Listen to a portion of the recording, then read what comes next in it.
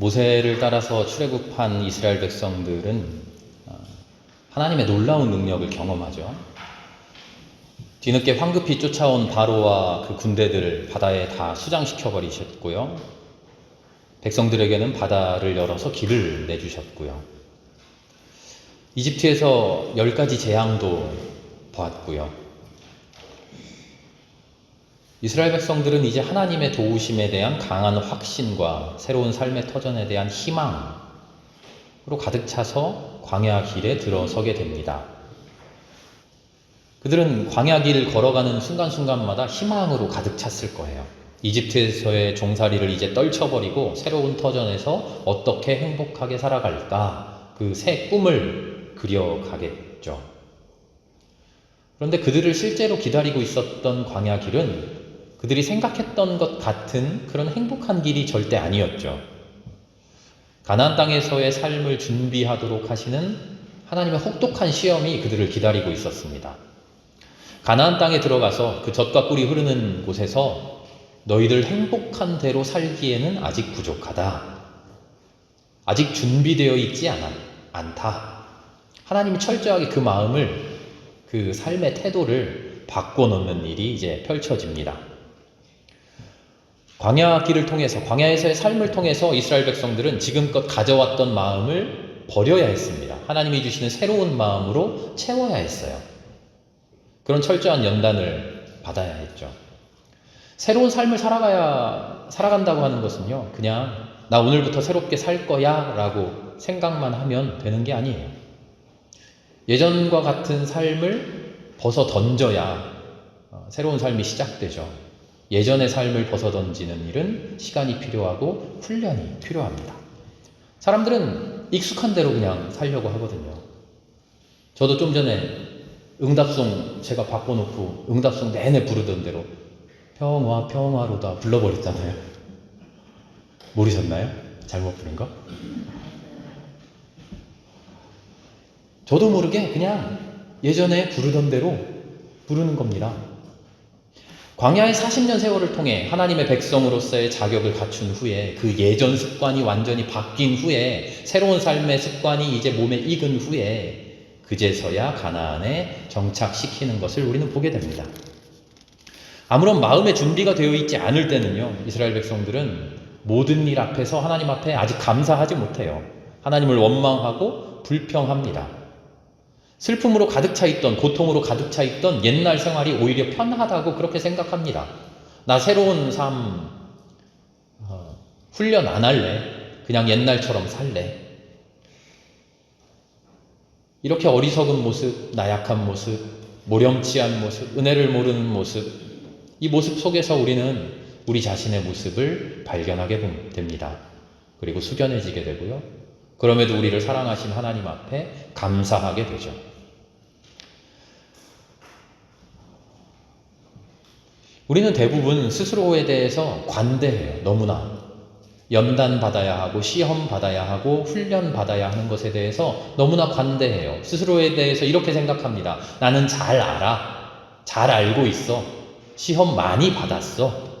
다 안다고 믿고 있어요. 이제 좀 그만 말하라고. 내가 알아서 하겠다고. 그러나 과연 그럴까요?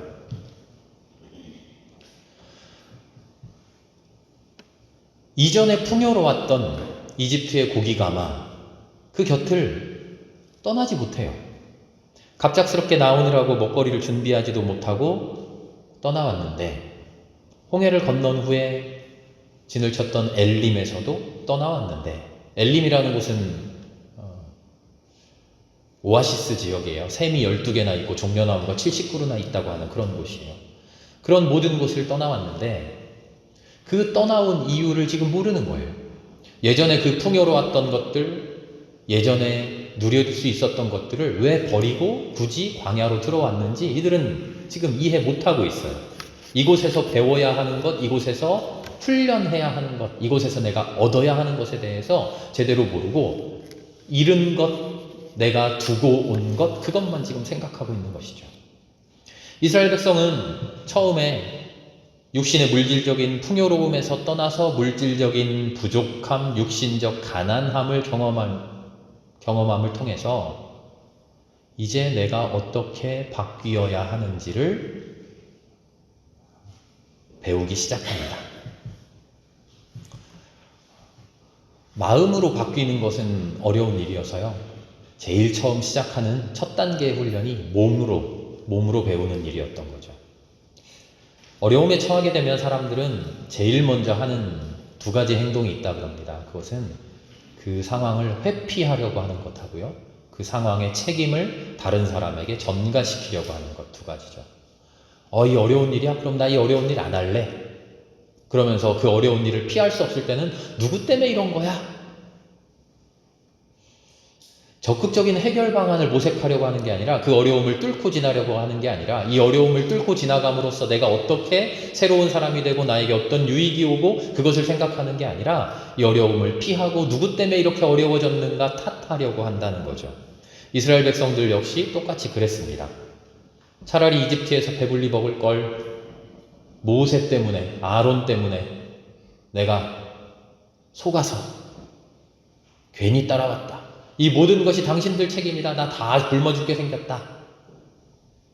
하나님은 이러한 이스라엘 백성들에게 물질의 풍요로움이 무엇인지, 그들이 내려놓지 못했던, 그들이 아직 참아 버리지 못했던 풍요로움의 본질이 무엇인지, 먹고 사는 문제는 어떻게 해결되는지, 정말 추구해야 될 것이 무엇인지를 이제 하나님이 가르쳐 주시죠.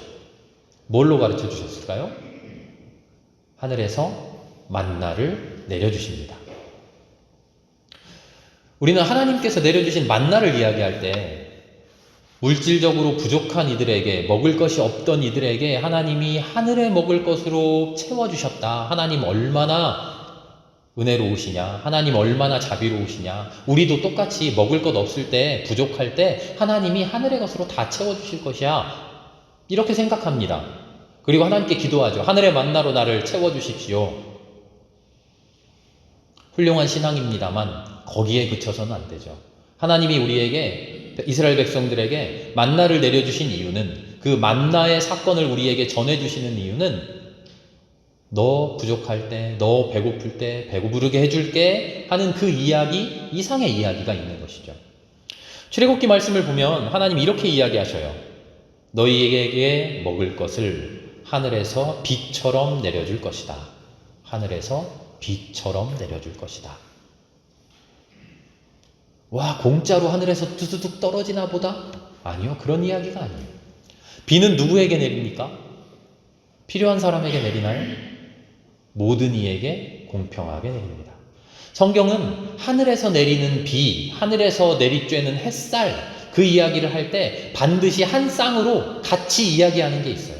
하늘에서 내리는 비는 누구에게나 공평하게 내린다. 착한 이에게나 선한 이에게나 나쁜 이에게나 악한 이에게나 하나님의 비는, 하늘에서 내리는 비는, 하늘에서 내리쬐는 햇살은 똑같이 내려온다. 성경은 분명히 그렇게 이야기해요. 하늘에서 내리는 비 이야기를 할 때 말이죠. 하나님은 지금 만나를 내려주시면서 하늘에서 내리는 비 이야기를 하신다는 거예요. 그 이야기는 너희들 배고플 때 내가 채워줄게 하는 것 이상으로 악한 이에게나 착한 이에게나 부족한 이에게나 이미 풍족한 이에게나 하나님 공평하게 똑같이 주신다 하는 거예요. 뭐를요? 물질의 풍요로움을 말이죠. 부족한 사람, 하나님 앞에 지금 매달리는 사람, 그런 사람에게 하나님의 은혜를 주신다. 그런 이야기랑 조금 달라요. 이 비처럼 골고루 누구에게나, 능력 있는 자나 능력 없는 자나, 가진 것이 이미 많은 자나 지금 없는 자나, 선한 자나 악한 자나 똑같이 내려주시는 그 비처럼 만나를 내려주셨다. 하나님이 주시는 물질의 풍요로움이란 이런 것이다. 만나는요, 기적이 아니라 하나님의 선포예요. 물질이 무엇이냐? 그 근본을 깨우치게 하시는 하나님의 선포예요. 그저 하늘에서 떨어지는 기적 같은 은혜가 아니라, 그래서 만나를 받아서 배불리 먹고 끝나면 되는 게 아니라 그 만나라고 하는 사건 앞에서 우리가 깨달아야 되는 거예요. 하나님은 비처럼 만나를 내려주신다고 합니다. 하나님이 주시는 물질적인 풍요로움은 누구에게나 동일하게 만족하게 임하는 거예요. 누구도 모자라거나 누구도 부족하지 않고 누구도 넘치지 않고 누구에게도 남지도 않게. 그런데 실제 그런가요? 우리의 삶이? 아니잖아요. 너무나 다르잖아요. 하나님이 주신 물질의 풍요로움이. 그리고 너무나 다른 그것 때문에 우리가 힘들어하고 하나님께 기도하는 거 아닙니까? 우리는 물질적인 차이, 차별을 경험하면서 살아갑니다. 풍요로움과 빈곤함이 우리의 삶에 존재해요. 풍족하기는커녕 채우고 채워도 부족해요. 하나님이 주시는 물질의 은혜는 아무리 생각해도 동일한 것 같지 않아요. 아무리 생각해봐도 차별받는 것만 같아요. 절대 공평하지 않아요. 왜 그럴까요? 하나님은 공평하게 주신다고 했는데 왜 우리는 공평하다고 느끼지 못하는 것일까요? 우리의 욕구에 대한 이 정도면 족하다라는 우리의 어리석은 판단 때문이죠. 얼마만큼을 가지고 충분하다고 생각하는가? 이 정도면 되었구나 라고 생각하는가? 그 우리의 생각 때문이죠. 하나님이 먹을 것을 만나를 하늘에서 내려주시고는 이렇게 말씀하셔요. 날마다 너희는 나가서 먹을 만큼 거두어 들여라. 그렇죠? 그러면서 그 뒤에 붙이는 말씀이 있어요. 너희들이 얼마나 거두어 들이는지를 보아서 그거를 보면서 내 명령대로 살아가는지 내가 보겠다 하셔요. 하나님이 우리에게 주시는 것, 먹을 것, 물질, 그것은 날마다 그날 필요한 만큼 그날 거두어 들이면 된다 하셔요. 그것으로 족한 만큼. 그런데 우리는요, 삶의 자리에 나가서 어찌된 일인지 그날 필요한 것으로 족하지 못하고 나에게 허락된 풍요로움의 한계를 넘어서고 싶어 해요. 어떻게 하면 더 많이 가질 수 있을까? 어떻게 하면 나에게 허락된 것 이상을 누리고 소유할까? 더 많이 갖는 것이 선이고 더 많이 소유할수록 미덕이고 더 많이 가질수록 하나님의 축복이라고 그렇게 생각해요. 그래서 풍요롭기 위해서 내 재산을 늘리기 위해 내 곳간을 늘리기에 하나님께서 나에게 주신 모든 힘을 거기에 쏟아 부어요. 더 갖는 일에. 그런데 내가 누릴 수 있는 풍요로움은 정해져 있어요. 먹는 음식만 봐도 그렇죠. 하루에 3끼, 물론 나눠서 더 많이 드시는 분도 있겠습니다만 먹을 수 있는 양은 정해져 있어요. 한계가 있어요. 나는 그 안에서 만족하고 그 안에서 기뻐하면 돼요. 아무리 먹을 것이 많아도 우리의 배는 한정되어 있어요. 야, 이번 주말에 뷔페 식당에 간다. 3일 전부터 쫄쫄 굶고 가면 3일치를 먹고 오나요? 평소보다 조금 더 먹을 뿐이죠. 결코 3일치 못 먹어요. 끼케야 2인분? 더 잘 먹는 사람은 3인분? 전 3접시가 안 되더라고요. 2접시 먹으면 끝이더라고요. 아무리 마음으로 엄청 먹고 와야지 하더라도. 그런데도 억지로 더 먹으면 어떻게 됩니까? 좋은 것, 맛있는 것, 먹은 것 아깝게 탈이 나고 말이죠. 로마의 귀족 이야기들 우리가 다들 알고 있지 않습니까? 먹고 더 먹어서 배가 부르니까 저 한켠으로 가서 먹은 거 다 개워내고 다 토해놓고 또 먹고 그런다 그러지 않습니까? 바로 그게 탐욕이죠. 요즘 어떻습니까? 내가 못 먹으니까 요즘은 먹방이라 그래가지고 인터넷 TV에 잘 먹는 사람들이 10인분이고 20인분이고 먹는 모습을 그저 하염없이 바라보면서 즐거워한답니다. 그렇게 먹어대는 방송을 하는 사람들이 떼돈을 벌고 있대요. 이게 새로운 트렌드, 새로운 문화라고 이야기하는데요. 그렇지 않습니다. 이건 문화가 아니에요. 하나님이 정해주신 인간의 한계, 물질적인 풍요로움의 한계, 이것으로 족해라, 이것으로 만족해라 라는 그 하나님의 명령을 거스르고 거슬러서 거스르다 못해 이제는 그것을 넘어서려고 하고 그것을 온 세상이 함께 선하다고, 그것이 옳다고, 그것이 귀하다고, 그것이 아름답다고 하나님 앞에 반역의 길을 들고 있는 것이죠. 하나님이 정해주신 육신의 한계마저도 무시하고 더 채우려고 하는 것, 하나님의 질서마저도 무시하고 더 소유하고 가지려고 하는 것, 그게 우리의 삶의 비극입니다. 오늘 요한복음의 말씀을 보면 예수님께서 오병이어의 기적을 베푸신 이후의 이야기예요. 많은 사람들이 예수님을 다시 쫓아옵니다. 따라옵니다. 예수님이 그들에게 탄식하시면서 말씀하셔요. 너희들 도대체 무엇을 위해서 나를 따라오는 것이냐? 진짜 생명의 양식을 위해서 따라오는 것이냐? 아니면 오병이어 기적 보고 먹을 것 먹으려서, 먹을 것 먹고 싶어서, 풍족해지고 싶어서 나 따라오는 것 아니냐? 진짜 양식이 아니라 세상의 양식에 아직도 눈이 멀어 있는 것 아니냐? 하나님이 우리에게 허락하시는 양식, 하나님이 진짜 주시려고 하는 양식, 이것으로 배불러라 하는 그 만나, 그것은 결코 그런 식으로 소유되는 것이 아니에요. 우리의 욕심대로 누릴 수 없는 풍요로움이죠. 출애굽기를 읽어보면 하나님 이렇게 말씀하셔요. 각자 먹을 만큼 거두어 드려라. 자기 장막에 있는 식구수대로 한 명에 한 오멜씩, 1인분이겠죠. 많이 거두는 사람도 있고 적게 거두는 사람도 있겠지만 우리 눈에 보면 저 사람 많이 가져가네, 저 사람은 저것밖에 못 가져가네 하겠지만 집에 돌아가서 먹어보면 한 사람에 딱 맞게 먹을 수 있을 것이다.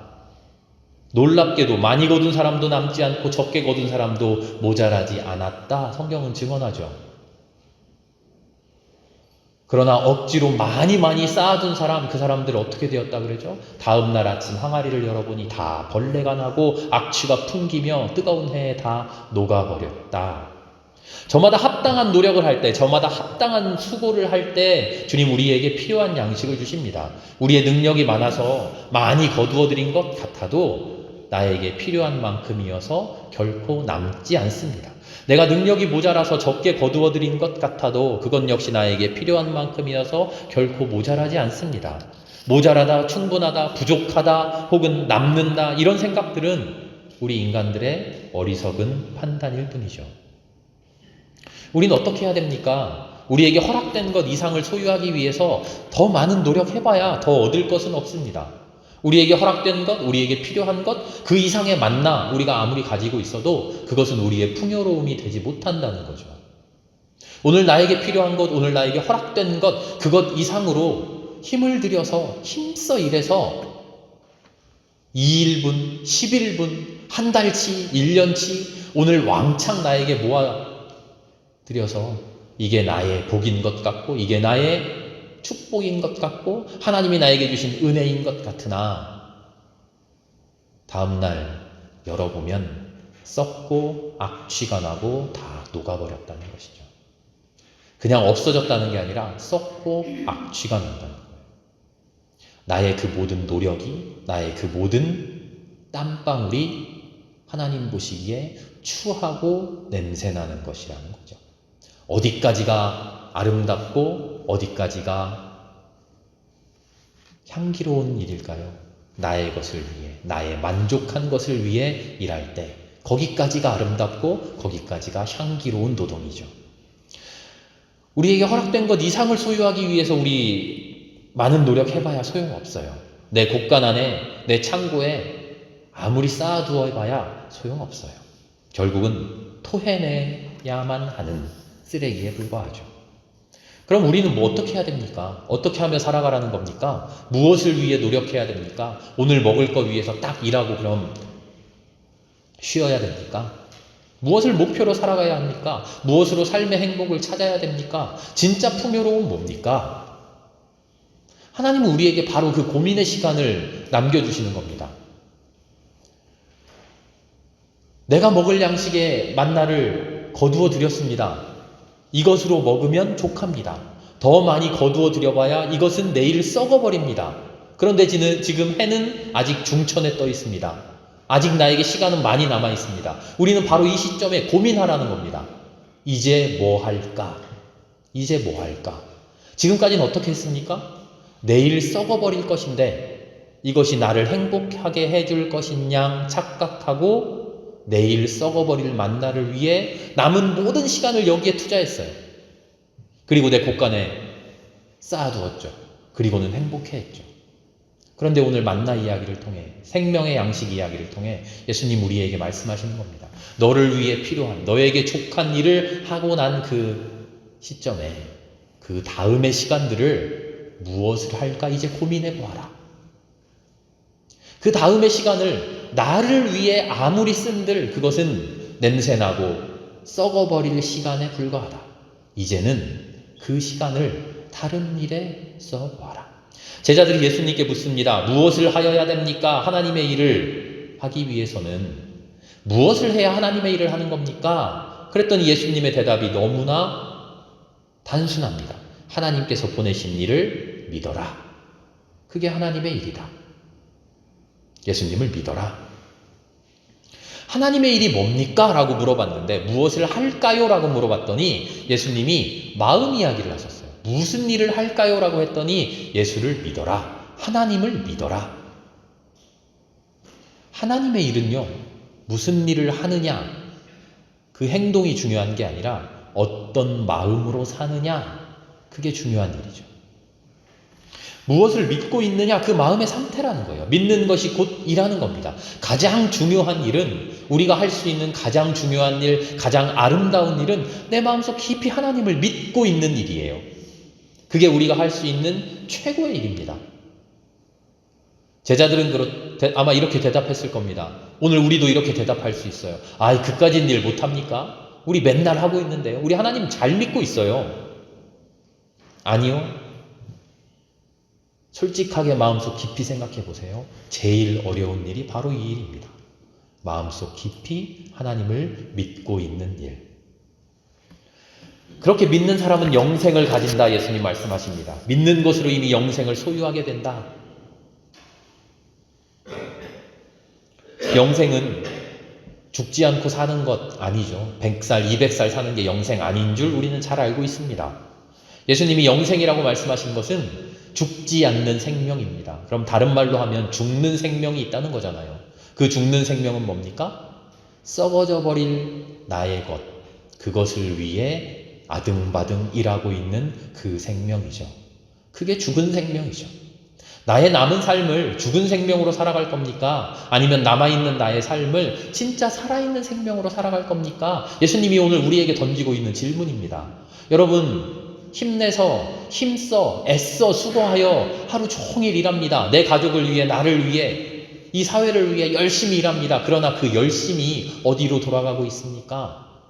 썩어 없어질 죽을 생명을 향하여 달려가고 있습니까? 아니면 진짜 영원한 생명을 위해 달려가고 있습니까?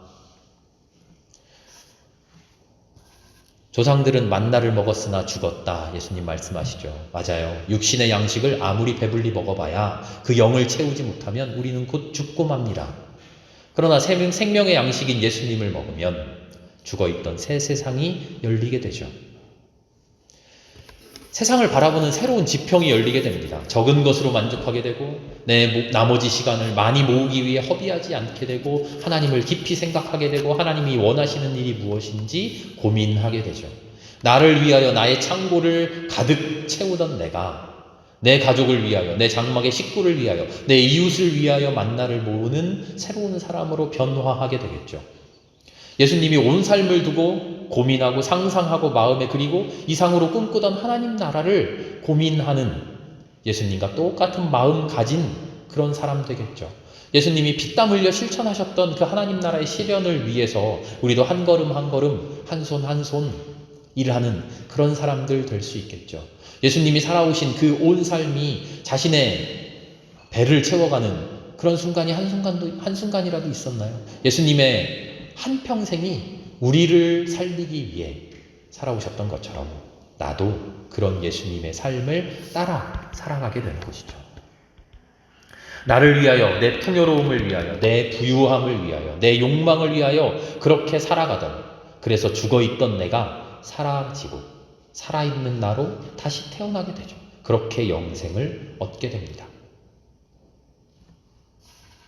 더 이상 만나 앞에 머물러 있지 않게 되는 것이죠. 만나는 하나님의 선물이고 하나님의 은혜입니다.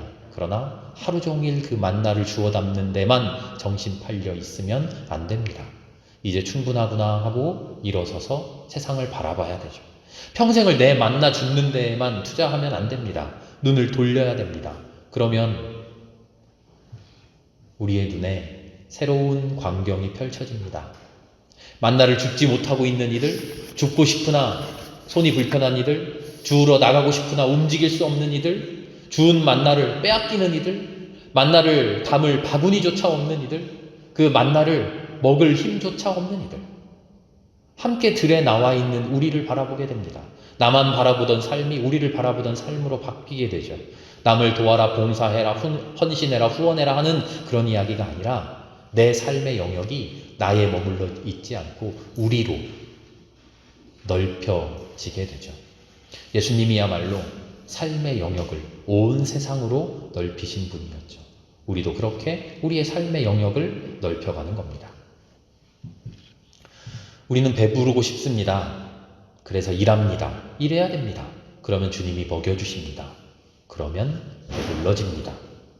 이제 배부르면 진짜 일을 해야 됩니다. 내 배가 부른데도 내 곳간을 채우기 위해서 내 창고를 늘리기 위해 일하지 맙시다. 이제 영혼을 배불립시다. 영혼이 사는 빵을 먹읍시다. 영원한 생명의 양식은 내 입으로, 내 목구멍으로 먹는 것이 아니라 예수님의 십자가처럼 내 삶으로 먹어가는 겁니다.